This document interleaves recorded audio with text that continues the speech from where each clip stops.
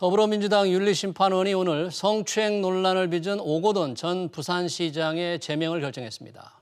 성추행 추문에 따른 지자체장의 제명은 안희정 전 충남지사에 이어 두 번째입니다.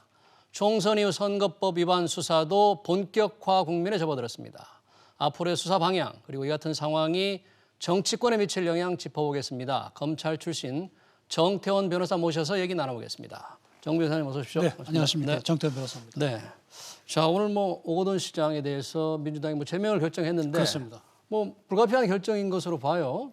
당연한 결정인데 네. 충격적인 결정이죠. 사실 네. 시장이나 도지사가 제명되는 경우는 아마 안희정 지사 이후로 첫 번째가 아닌가 싶고요. 글쎄 말이죠. 사실 그 사회적 그 지도자적인 위치에 있는 분이 이런 일을 하시면 안 되죠. 네, 물론 안 되죠. 그럼 민주당은 이제 앞으로 그 부산에 또 시장을 내놓기도 좀 어렵지 않을까? 그래서 이제 그 문재인 대통령께서 네. 당대표 하실 때 그 당원에 이런 걸 만들었습니다. 당원 네. 96조 2항에 보면 네. 당 소속 선출직 공직자가 부정부패 사건 등 중대한 잘못을 그 직위를 상실해서 재보궐선거하는 경우에는 후보자 추천 안 한다. 이렇게 되어 있거든요. 그러면 이게 부정부패 등 중대한 사건이라고 볼 수 있느냐에 관한 문제인데 사실 이게 좀 요즘 시점에서 볼 때는 중대한 사건에 해당될 여지가 있거든요. 네. 그렇긴 하지만 네. 민주당 입장에서는 소위 그 불교 영남권에 대한 그 기반을 튼튼히 하기 위해서 또 후보를 내야 되는 그런 고민도 있기 때문에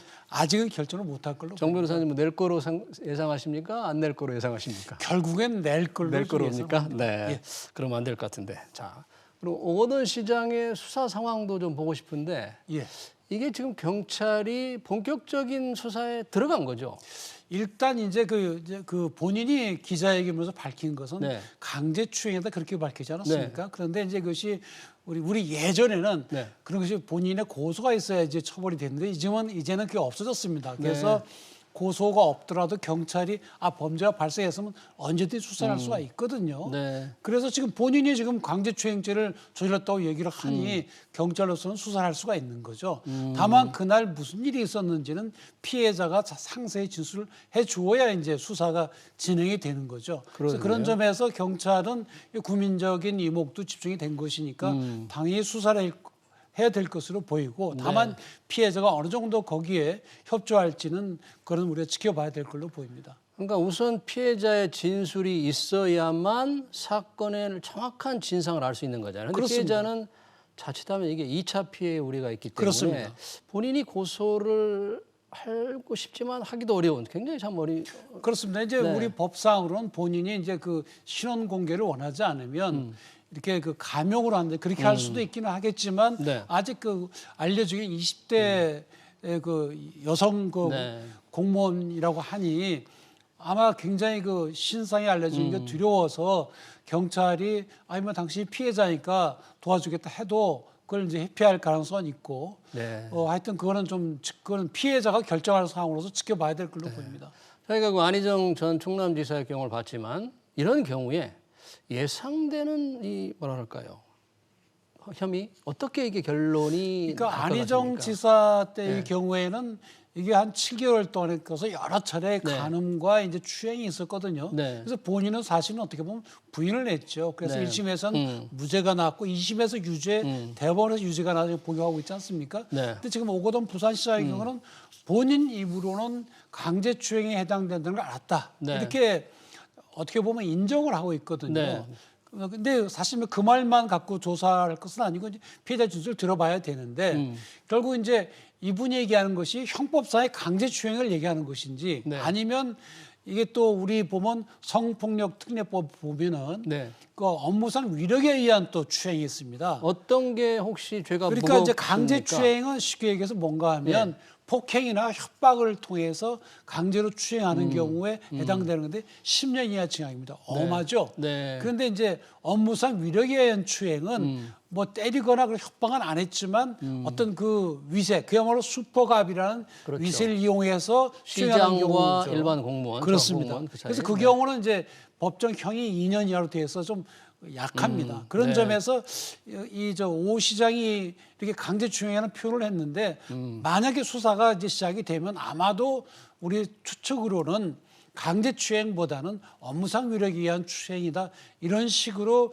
좀 본인에게 유리한 방향으로 주장을 하지 않을까 그렇게 이제 네. 예상을 합니다. 근데 오 시장은 지금 뭐 어디 있는지도 잘 모르겠고 현재 어떻게 할지도 입장이 좀 불분명한 거죠? 그렇습니다. 지금 네. 뭐 사실 본인이 삼전사기에서 부산시장이 네. 됐는데 많은 사람들에게 실망을 주었죠. 네. 그런 점에서 어디 다니기도 부끄러울 것이고 네. 그러나 이제 경찰이 이제 수사를 하게 되면 수사에는 응해야 될 네. 것으로 보입니다. 네. 자, 모 시장 건은 그렇고요. 자, 4.15 총선이 이제 열흘이 지났는데 끝나고 벌써 입건된 당선자가 이제 90명이 좀 넘는데 그렇습니다. 이제 검찰이 수사를 하게 되는 당선자가 90명이라 그래요?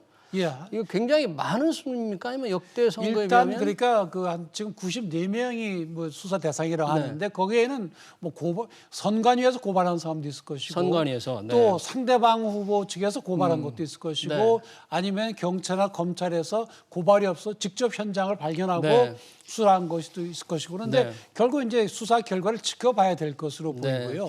이제 지난번 총선의 경우에 14명이 이제 그 의원직을 잃었죠. 14명. 그렇습니다. 지금은 이제 수사 단계고 이 공소시효가 6개월입니다. 선거일로부터. 그러니까 4월 15일부터 6개월 전 10월 15일 이전에 기소를 하든지 불기소를 하든지 해야 되니까 네, 수사를 좀 빨리 해야 그렇습니다. 되겠군요. 그래서 그 기간 동안에 결론이 날 것으로 보입니다. 자, 그러면 이제 90명이 이제 수사를 받게 되는데 뭐 저희가 여야 의원은 좀 대표적인 의원을 좀 한번 보고 싶은데 역시 뭐 더불어민주당에서는 지금 황운하 전 울산경찰청장이 가장 관심사인데 이게 선거 당시의 문제도 있고 또 이른바 청와대 하명 수사와도 또 다른 건이 되고 있잖아요. 그러니까 황운하 지금 전 청장이죠. 전 청장은 울산지방청장을 할 때 울산시장 선거에 불법적으로 개입을 했다. 그걸로 인해서 지금 피고인 신분입니다. 재판을 받고 있죠. 그런데 이번에 검찰이 황운하 당선자의 사무실을 압수수색을 했는데 그건 다른 이건 전혀 관계없는 거고요. 경선 때 문제. 이번 건 뭔가 하면 경선으로 나왔던 상대방 측에서 당신들이 당원 명부를 이용해서 불법 선거 운동을 했으니 처벌해달라고 고발하는 사건입니다. 그래서 거기에 따라서 압수수색을 한 거죠. 왜 그런가 하면 경선을 할 때에는 뭐 전화하거나 이렇게 하는 게 금지가 돼 있거든요. 그런데 이제 황운하 캠프에서 당원에 전화를 하는 게 밝혀졌으니까 그걸 이제 밝혀달라는 거고요. 그래서 황운하 당선자 입장에서 아니 내가 검찰하고 계속 사이가 안 좋으니까 나를 계속 파서 하려는 게 아니 그렇게 주장할 수는 있겠지만 수사권 남용이다 이렇게 주장을 했죠. 그러나 뭐 압수영장을 법원에서 발부하는 것이고요. 법원이 뭐 황운하 당선자를 그렇게 뭐 죽이러 갈 이유는 없지 않습니까? 그렇죠. 또 같은 민주당 내 다른 사람이 고발을 한 것이기 때문에 아마 뭐 그런 좀 지나친 주장인 것으로 보이고 다만 이제 수사 결과는 지켜봐야 되겠죠. 만약에 그 당원 명부를 부당하게 사용하였다는 게 확인이 된다면 이것도 상당한 처벌을 받을 수도. 그러니까 이제 만약에 그런 소위 그러니까 경선 과정에서 선거법 위반이 있다고 한다면 우리 선거법은 본인이 100만 원 이상의 벌금을 받으면 선거 당선이 무효가 됩니다. 그래서 아직은 아마 이 조사 대상이 황운하 당선자는 아닌 걸로 보이는데 실제 황운하 당선자 거에 관여가 돼 있고 그것이 조사할 게 혐의가 있다고 한다면 뭐 당선 무효가 될 가능성도 우리가 배제할 수는 없습니다. 우리 황운하 청장을 받고 또 법률권에 열린민주당의 뭐 최고의 관심사가 최광욱 당선자잖아요. 비례대표인데 이 경우에도 지금 조국 전 장관 아들의 이제 허위 인턴 증명서 발급이다. 이미 재판이 시작이 됐는데 그 재판에서 전혀 이제 달리 주장을 했잖아요. 이 건은 어떻게 될 것 같습니까? 이제 최강욱 당선자의 혐의는 2017년도 10월 달에 조국 전 장관의 부인 정경심 교수와 부탁을 해서 자기가 일하는 법무법인에서 사실은 인턴 근무를 안 했는데 허위 인턴 경력서를 작성해 줘서 그것을 고려대학교 연세대학교 대학원에 입시에 제출을 해서 그 대학원의 그 업무를 방해했다. 그런 취지거든요. 근데 본인은 실제로 우리 사무실에 일을 했다. 그러니까 나는 죄가 없다. 뭐 그러면서 이거는 윤석열 총장이 나에 대한 정치적인 기소다. 이렇게 주장을 하고 있는데 결국 이것도 이제 재판 과정을 통해서 아마 증인이 한 20여 명 나온다고 하니까 그걸 통해서 이제 진실이 밝혀질 걸로 보입니다. 근데 이제 황운하 저 청장이야 최강욱 당선자도 이것도 직권남용으로 검찰의 과도한 수사다 이렇게 이제 반발을 하고 있기 때문에 이제 뭔가 이게 재판이 제대로 될 수 있을지. 아니 피고인 입장으로서는 네. 뭐 억울하다 주장할 수는 있는 것이고, 네. 정치적인 주장인 것이고, 예. 뭐 실제 그 유무죄는 뭐 재판 과정을 통해서 밝혀지겠죠. 그러나 네. 저는 뭐 이분들이 뭐 억울하다 자기 네. 입장에서 그렇게 주장할 수는 있으나, 그러나 어찌됐든 이분들이 당선자 위치 아닙니까? 그렇죠. 그렇다고 한다면 뭐 예를 들어서 뭐 최강욱 당선자 같은 경우는 아예 세상이 바뀐 걸 알도록 뭐 해주겠다는 이런 그렇죠. 거는 좀 지나친 말씀이 아니고 그렇게 글쎄 생각이 말입니다. 듭니다. 뭐 야당으로도 가보겠습니다. 미래통합당 우리 태구민 탈북자 출신 강남 갑에 이제 당선이 되셨는데 그분도 사실은 이 검찰에 고발이 되지 않습니까? 그렇습니다. 이것도 상당히 문제가 될 수 이분은 있는 이제 그 예비 후보 때 소방서를 방문해서 네. 이제 빨간 옷을 입고 방문해서 소방서장하고 그 소방서 직원들을 만났으니 네. 그 개별 그 호구 방문이 금지돼 있거든요. 그거를 위반했다고 이제 고발을 한 것인데 네. 그것도 조사를 해봐야 되는 거죠. 선거 기간 중에는 그런 호별 방문을 못하게 돼 있군요. 그렇습니다. 법에. 선거법은 그렇게 돼 있는데 그렇게 하려면 한 집만 방문해서는 안 되고요. 예. 여러 집을 연속적으로 방문을 해야 예. 이제 처벌이 되는 거거든요. 네. 또 선거운동을 위해서 그러니까 과연 선거운동을 위해서 방문한 것인지 방문의 목적이 뭔지 또 저기만 간 것인지 아니면 연속적으로 간 것이 거기에 대한 조사가 돼야 뭐 유무죄를 밝힐 수 있는 거죠. 그래서 아직은 뭐 수사 단계에 불과한 겁니다. 뭐 오거돈 시장의 성추행이 나와서 그런지 태구민 이 당선자에 대해서 북한에서 뭐 성범죄 의혹이 있었다 그렇습니다. 이런 주장도 한 북한에서 사람이 뭐 있던데. 성폭행을 뭐 성폭행을 하고 하고 탈북을 했다. 예, 탈북을 뭐. 그런 주장을 하면서 이제 고발을 했는데 그 근거를 보면 북한발입니다. 북한에서 주장하는 것을 그걸 밝혀달라고 이제 고발을 했는데 네. 물론 이제 북한이 우리 헌법상 네. 대한민국의 영토이면 맞지만 실제로 가서 그 조사를 하기는 상당히 어렵지 않습니까? 사법권이 뭐 미치질 않는다니까. 실질적으로 조사가 어렵고 네. 단지 그냥 정치적인 주장으로 그칠 가능성이 높습니다. 네, 예를 네. 들어서 어떤 뭐 북한에서 그 피해를 입었다는 피해자가 와서 이 사람을 처벌해달라 하기 전까지는 네. 그것도 실체를 밝힐 수 없는 사안이라고 네, 볼 수가 그렇군요. 있습니다. 야당원 한 명 더 보시죠. 뭐 미래통합당의 홍석준 당선자 이 대구 달서갑인데 이 사무실 이제 압수수색을 이분도 당했어요. 이제 뭐 경찰에 압수수색을 했는데 네. 이분이 받고 있는 그 혐의는 두 가지라고 하는데 우선 이분이 그 대구시의 국장으로 있으면서 국장이면 이제 4급 이상의 경우에는 대구시 경제국장을 하셨죠? 예, 예. 네, 네. 4급 이상의 경우는 공직자윤리법에 따라서 주식에 관해서 규제를 하거든요. 근데 이분이 이번에 보니까 예. 재산 30매덕 중에서 20매덕이 현금 내지는 예금 주식이더라. 네. 그렇다고 한다면 이걸 가질 수 없는 걸 가졌으니까 공직자로서 이해 충돌이 생기는 거 아니냐. 그다음에 또 한 가지는 아니 어떻게 이렇게 좋은 주식을 갖고 있느냐.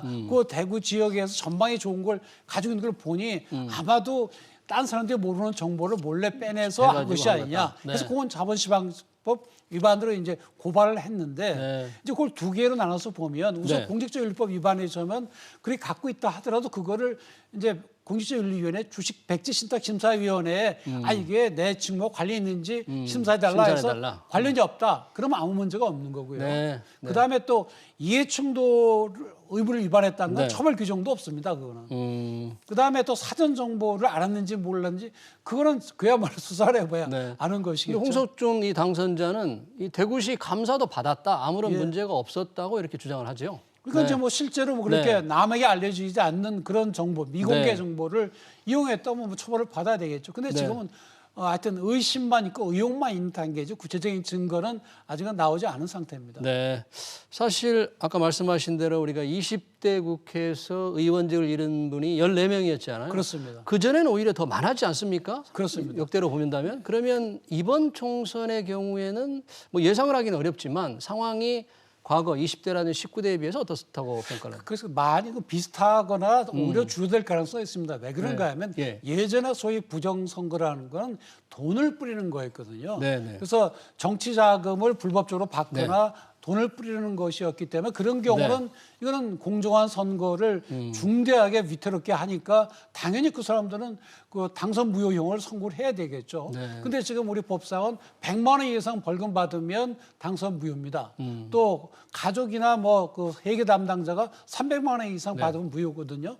근데 지금의 경우에 보면 고발된 내용들이 선거법의 규정은 위반했다 하더라도 이렇게 뭐 금전을 살포한다든지 부정의 도를 받는다든지 이런 것은 많지 않은 걸로 보고 네. 법원에서도 이게 공정한 선거를 중대하게 위험하게 한다. 그러면 그 당선 무효형 이상을 선고를 하는데 그렇지 않으면 대개 벌금 80만 원, 90만 원 이렇게 합니다. 그래서 네. 지켜봐야 되겠지만은 하여튼 그것이 이제 금전과 관계가 있는 것이 아니라면 네. 대부분의 경우는 이 당선자 국회의원으로서의 자리를 네. 계속 유지할 가능성이 매우 높습니다. 그리고 이제 기소 아까 6개월 내에 해야 된다는 공소시효가 공소시효 6개월입니다. 6개월인데 실제 재판을 하다 보면 굉장히 길어짐으로써 당선직 잃는 것도 상당히 쉽지는 않겠어요. 시간이 그래서 우리 법상으로는 네. 계속 그것도 이제 재판 한 6개월 내에 끝내도록 해놨는데 네. 그게 강행 규정이 아니라 자꾸 미뤄졌는데 최근에는 굉장히 빨라지는 경향이 있습니다. 그렇군요. 예전에 임기 다 끝날 때쯤 네. 그 선고하는 경우가 있었거든요. 그래서는 안 되죠. 네,